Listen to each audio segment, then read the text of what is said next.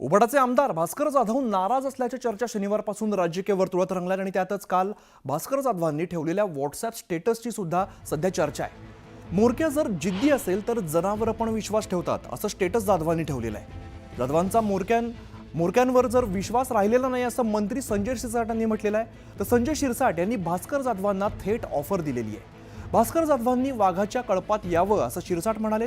तर ऑपरेशन टायगरचं काम सुरू असून लवकरच अनेक जण शिवसेनेत प्रवेश करतील असा दावा शिरसाटांनी केला आहे।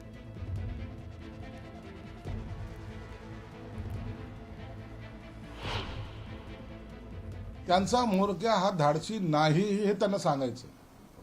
हे भास्कर जाधव म्हणतोय, मी म्हणत नाही। ते धाडसी नाहीत हे त्याला सांगायचं। म्हणून भास्कर जाधवांच्या आता मानसिकता झालेली आहे की यांच्याबरोबर काम करणं अशक्य आहे हे त्यांनी वारंवार सुचवलेलं आहे।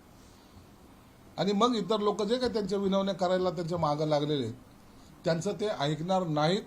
भास्कर जाधव हे माझे मित्र आहेत, मी त्यांचा स्वभाव जाणतो। ते एकदा घेतलेल्या निर्णयापासून मागे हटणार नाहीत हे तेवढंच सत्य आहे। म्हणून मोरक्यावर त्यांचा आता विश्वास राहिलेला नाही। खात्रीपूर्वक सांगतो, या तुम्हाला महिन्याभरामध्ये या अधिवेशनामध्ये फार मोठे चेंजेस झालेले दिसतील। भास्कर जाधव माझे मित्र आहे, मी त्यांच्याशी कधीही बोलू शकतो, परंतु या बाबतीमध्ये त्यांच्याशी माझं बोलणं झालेलं नाही। भास्कर जाधव सारखा चांगला आमदार जो अभ्यासू आहे, आक्रमक आहे आणि स्पष्ट बोलणार आहे, मला सर्वात जास्त आवडतं ते स्पष्ट बोलणं। म्हणून भास्कर जाधवांना सांगेल, भास्करराव आता या मेंढ्याच्या कळपात राहण्यापेक्षा वाघाच्या कळपात या। निश्चित आम्ही आमची ऑपरेशन टायगरची जबाबदारी पूर्णपणे पार पाडतोय। पार चांद्यापासून बांद्यापर्यंत आमचा प्रत्येक आमदार असेल, आमचा पदाधिकारी असेल फिरतोय। मी स्वतः काल किनवटला गेलो होतो, अनेक जण इच्छुके आहेत, सगळ्यांची यादी आमची तयार करण्याचं काम चालू आहे आणि लवकरच मोठा पक्षप्रवेश सोहळा रोज होतोय, परंतु आणखीन एक मोठा पक्षप्रवेश सोहळा लवकरच या अधिवेशनाच्या काळामध्ये आम्ही घेणार आहोत। एक महत्त्वाची बातमी समोर येते, शिवसेनेचे सर्व आजी-माजी खासदार प्रयागराज येथे संगमावरती गंगा स्नान करणार आहेत। 19 फेब्रुवारी रोजी सकाळी शिवसेनेचे सर्व आजी-माजी खासदार प्रयागराज इकडे जाणार आहेत आणि गंगा स्नान करणार आहेत।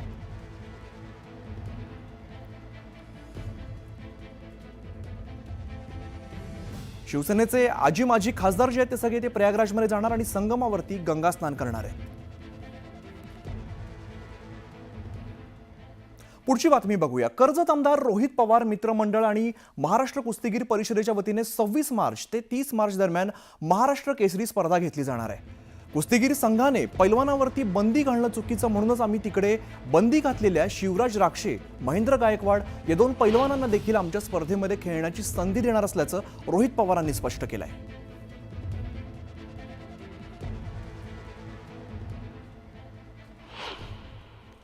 पहिला प्रश्न होता की मोहोळ ज्यांचा विजय झाला त्यांना आपण खेळवणार आहोत का।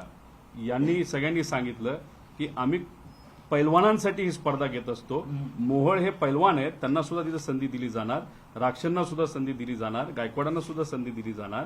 त्यामुळे इथं कुठल्याही प्रकारचा भेदभाव केला नाही झाला। त्याच्याच बरोबर परिषदेचं हेही म्हणणं आहे की केंद्रीय जे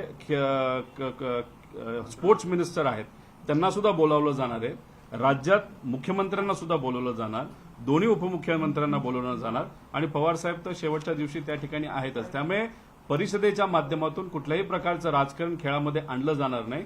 ज्या पद्धतीने आजपर्यंत परिषद काम करत आलेले तसंच काम याच्या पुढेही त्या ठिकाणी केलं जाणार। संघटनेचे दोन वाद आहेत। मी एक खेळाडू आहे, माझी खेळाडूची भूमिका आहे फक्त खेळायचं।